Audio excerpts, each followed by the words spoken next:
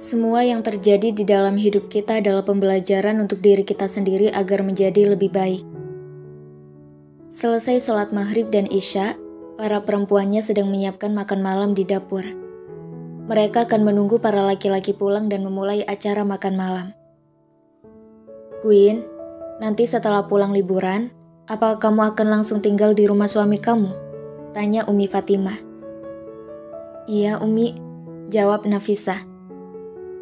Kamu yakin tinggal satu atap sama istri pertama Adnan?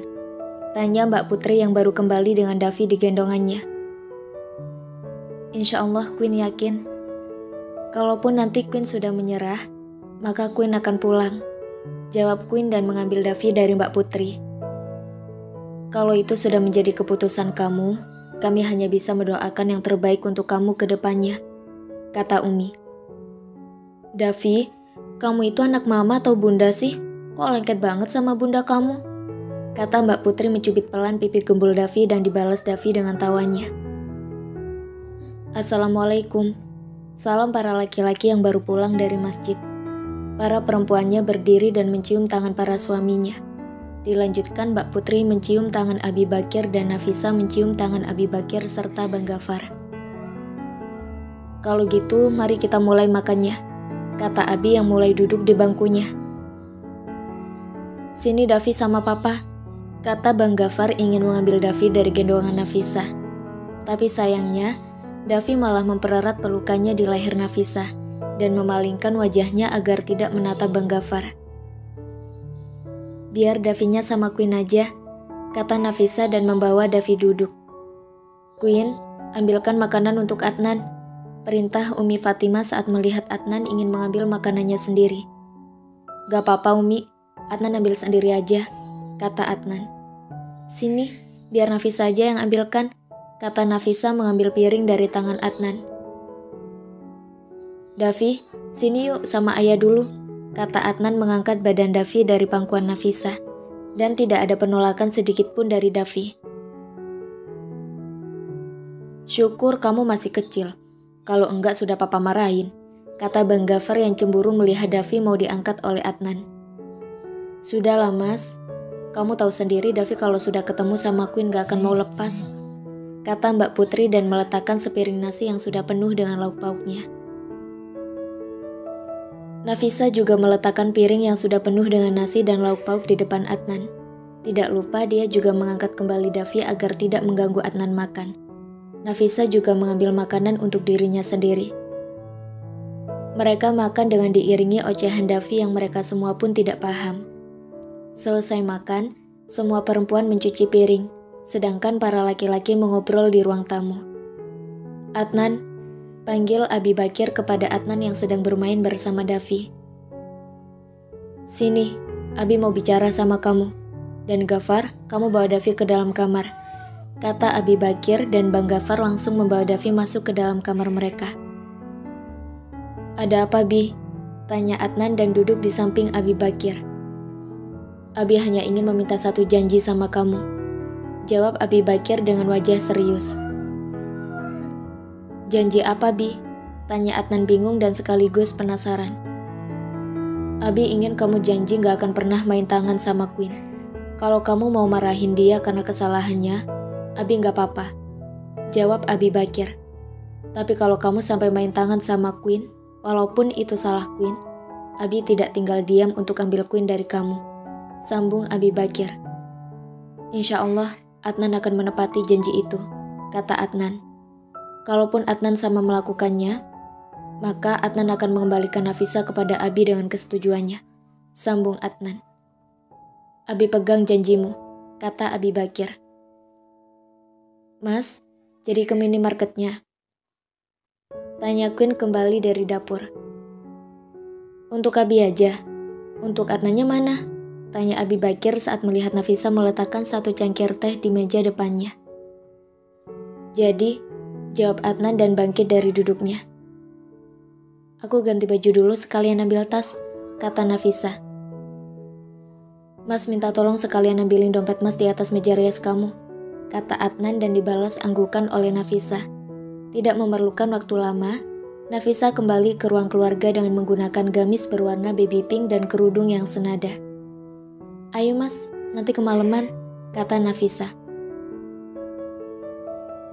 "Bang Gafar, Queen pinjam mobilnya sebentar," teriak Queen kepada Bang Gafar yang berada di dalam kamarnya.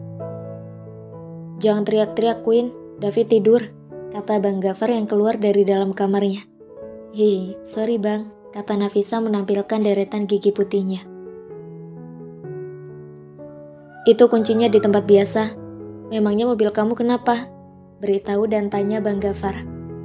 "Mobil Queen bensinnya tinggal sedikit, dan Queen males untuk ngantri belinya," jawab Nafisa menampilkan senyuman manisnya.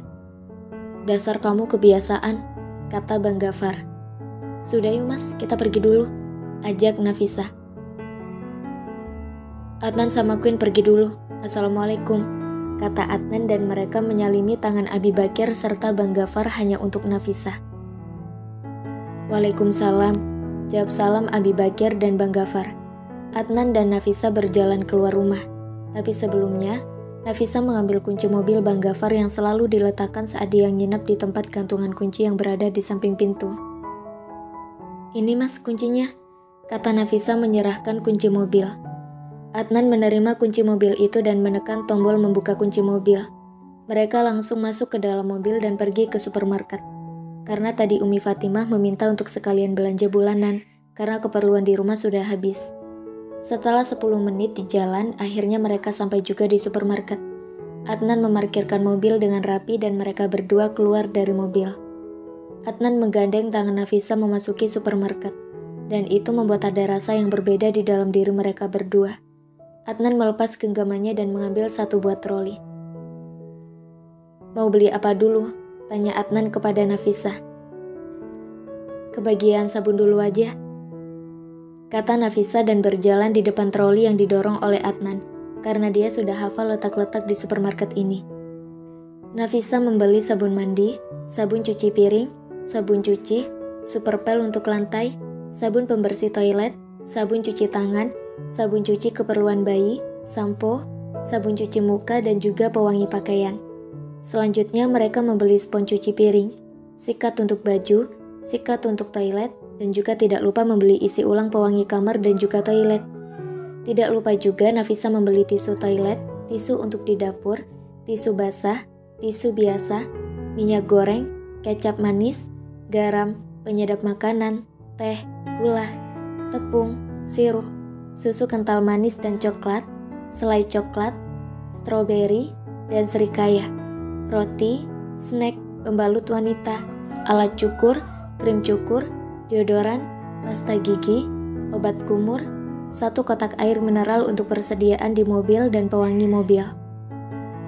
"Sayang, kayaknya aku harus ambil satu troli lagi," kata Adnan saat melihat troli yang didorongnya sudah penuh. "Iya, sekalian kamu titip di kasir aja trolinya," kata Nafisa.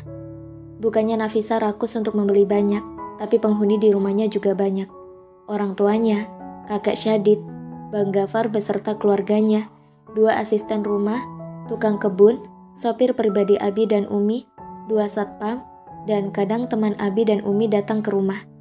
Oh iya, sebelum lanjut, aku mau menjelaskan dulu kalau kakek Syadid tadi setelah para tamu pulang, dia ditelepon oleh keluarga yang ada di Palembang kalau adik kedua kakek masuk rumah sakit karena penyakit jantung dan kakek langsung berangkat ke sana. Adnan menghampiri Nafisa dengan troli kosong dan Nafisa langsung meletakkan kue kering yang sudah diambilnya. Mereka berdua kembali melanjutkan belanja bulanan dengan dipimpin oleh Nafisa.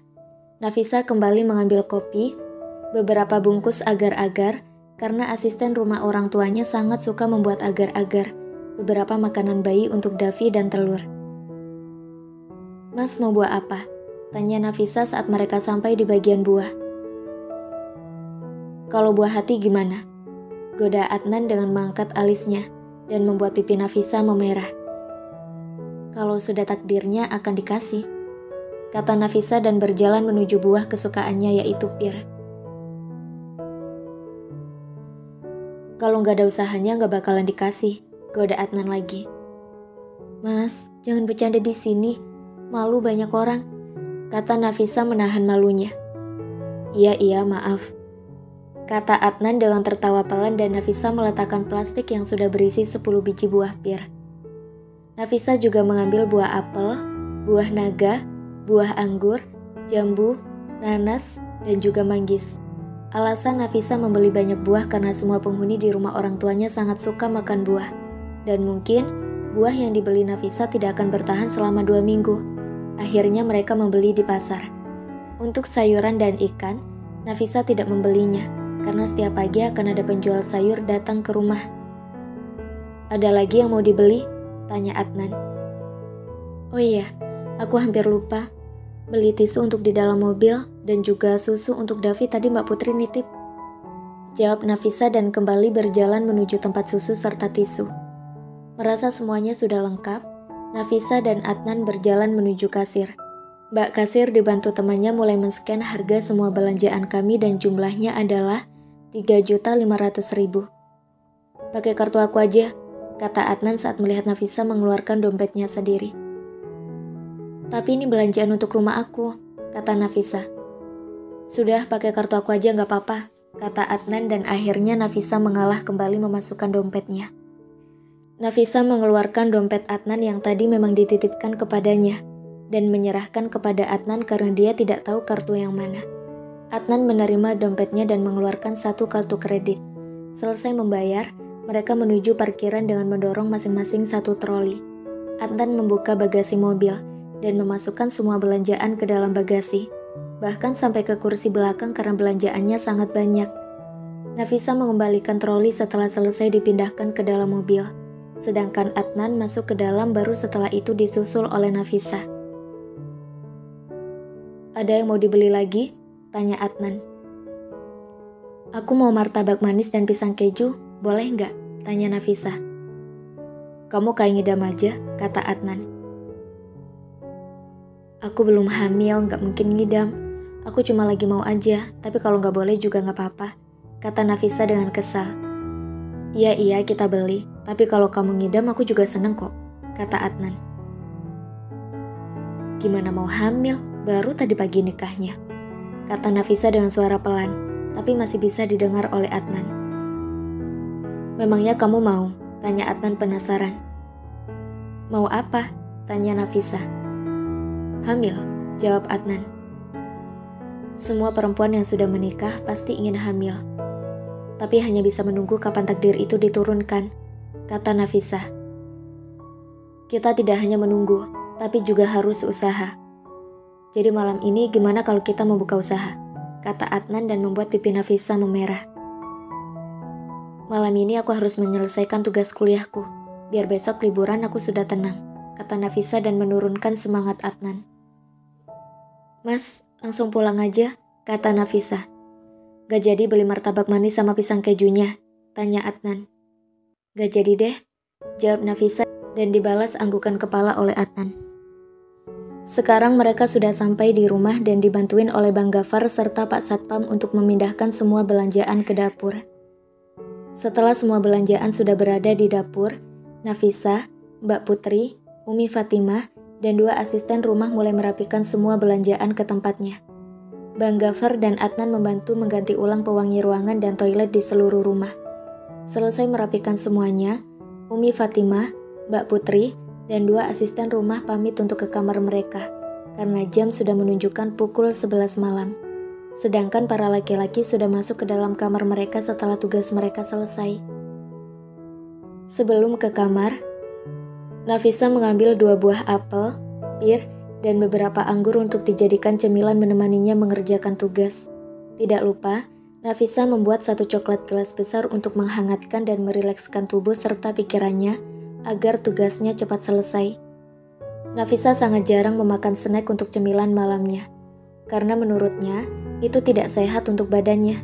Dan juga dari kecil, Nafisa selalu diberikan buah oleh Umi Fatimah saat dia sedang mengerjakan PR. Nafisa menuju kamar dengan tangan kanan memegang piring buah dan tangan kirinya memegang gelas coklat panas. Saat masuk ke dalam kamar, Nafisa melihat Adnan sudah duduk di atas kasur dengan bersandar di kepala kasur, dan bajunya sudah berganti menjadi kaos serta boxer. Nafisa meletakkan piring buah dan gelas ke atas meja belajarnya di samping laptop.